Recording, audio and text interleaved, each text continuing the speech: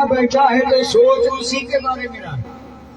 محفل میں بیٹھا ہے، لوگ باتیں کر رہے ہیں دوسری کے، گھوم پھر کر کے بات اسی کی کرے گا. گھر میں بیٹھا ہے تو خیال اسی کا، محفل میں ہے تو تذکرہ اسی کا، رات میں سویا تو خواب بھی، کیونکہ مقصد جو بنا لیا ہے. یعنی بھاگ دوڑ بھی اسی کے لیے، تذکرہ بھی اسی کا، خیال بھی اسی کا، اور خواب بھی اسی کا. یہ ہے مقصد. اب میں مقاصد میں سے کسی مقصد کا نام نہیں لگاؤں، بے شمار مقصد ہیں.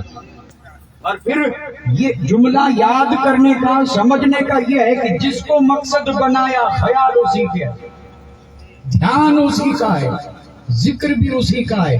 اور یہاں پہنچ کر کے میں یہ عرض کر دیا کرتا ہوں، حد تو یہ ہے کہ جس چیز کو مقصد بنایا اگر حرم میں بھی پہنچا تو ہاتھ اٹھا کے دعا بھی اسی کی مانگی. اور صرف حرم ہی نہیں، کیونکہ مکہ المکرمہ میں تو وہاں قدم قدم پہ دعا کی قبولیت کی جگہیں ہیں. جہاں دعائیں قبول ہوتی ہیں وہاں مانگ وہی رہا ہے جس کو مقصد بنایا. کیا یہ حد نہیں ہوئی؟ اور اس سے بھی زیادہ حد یہ ہے کہ پہنچا مواجہ رسول میں. اور مواجہ رسول میں پہنچنے کا مقصد یہ ہے کہ جیسے حضور کے سامنے کھڑا ہے اور صلاۃ و سلام عرض کرنے کے بعد پھر وہی جو مقصد تھا پھر سامنے آیا. پھر وہاں جب سامنے آیا تو روزے رسول پہ مواجہ رسول میں بھی مانگا تو وہی جو مقصد تھا. بتائیے یہ مقصد اس پہ ذہن اور اسی پہ خیال ہے. مقصد سب نے بنا لیا ہے، میں نے بھی بنا لیا، آپ نے بھی بنا لیا. رات دن اسی کے پیچھے دوڑ دھوپ ہو رہی ہے. ہر انسان کا معاملہ یہ ہے، میں نے کوئی قید نہیں لگائی کہ انسانوں میں کوئی جماعت کوئی طبقہ الگ ہے. سارے انسان اس میں شریک ہیں اور سب نے کسی نہ کسی کو، پھر چاہے وہ دھن ہو، دولت ہو، جاگیر ہو، کرسی ہو، فانی عزت ہو، بڑائی ہو، چاہے جو ہو، لیکن مقصد سب کے ہیں اور حصول کے لیے سب کوشاں ہیں. اور یہ جو آپ اور ہم لفظ بولتے ہیں سمجھنے کی کوشش نہیں کی. ہم آپ کہتے ہیں کہ کامیابی، پوچھئے تو کامیابی کہتے کس کو ہیں؟ جب تک یہ مقصد، حصول مقصد یہ سمجھ میں نہ آئے گا کامیابی بھی سمجھ نہیں آئے گی. جس نے جس کو مقصد بنایا اگر مقصد مل گیا تو کامیاب ہے، اور مقصد نہیں ملا تو فیل ہے. یعنی حصول مقصد ہی کا نام ہے کامیابی. اب ذرا میں بڑی اہم بات عرض کرنے جا رہا ہوں، اور اگر اس پہ آپ نے دھیان دیا تو آگے بات کا سمجھنا بہت آسان ہوگا، بہت آسان ہوگا. میں بات کر رہا تھا انسان کی، میں بات کر رہا تھا انسان کی، اور پھر چاہے جہاں کا ہو انسان نے مقصد بنا لیا. اور انسانوں میں بھی ایک وہ انسان ہے جو انسان بھی ہے اور صاحب ایمان بھی ہے. انسانوں میں وہ، اور وہ انسان ہر جگہ. انسانوں میں انسان وہ بھی ہے جو صاحب ایمان ہے اور وہ ہر جگہ ہے، ہر طبقے میں ہے، ہر ملک میں ہے، ہر گروہ میں ہے، ہر جماعت میں ہے. اور پھر یہ رہے گا، ہے نہیں رہے گا، یہ رہے گا. تو جو صاحب ایمان ہے، اب میرا سوال دست بستہ یہ ہے کہ بتائیے جو انسانوں کا مقصد ہے کیا صاحب ایمان کا بھی مقصد وہی؟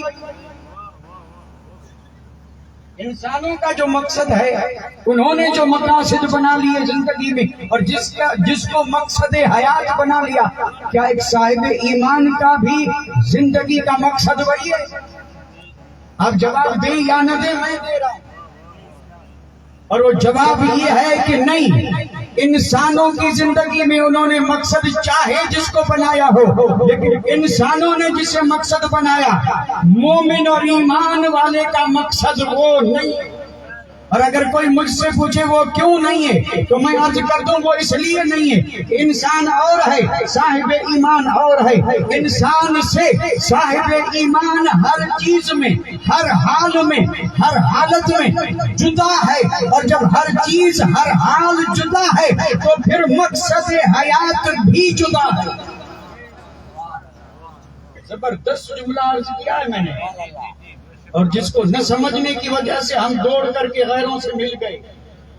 یہ ملنے والا نہیں تھا، یہ جدا رہنے والا ہے. اس کو تو ہر چیز جدا دی گئی، یہاں تک کہ خیال جدا ہے، نظریہ جدا ہے، چہرہ جدا ہے، لباس جدا ہے، اٹھنا جدا ہے، بیٹھنا جدا ہے، زندگی کے سارے معاملات جدا ہیں. حد تو یہ ہے کہ مرنا بھی جدا ہے، جینا بھی جدا ہے، حشر میں اٹھنا بھی جدا ہے، اور جنت میں جانا بھی جدا ہے. اب اسی جدا جدا پہ عرض کریں تو کافی طویل ہے یہ مضمون.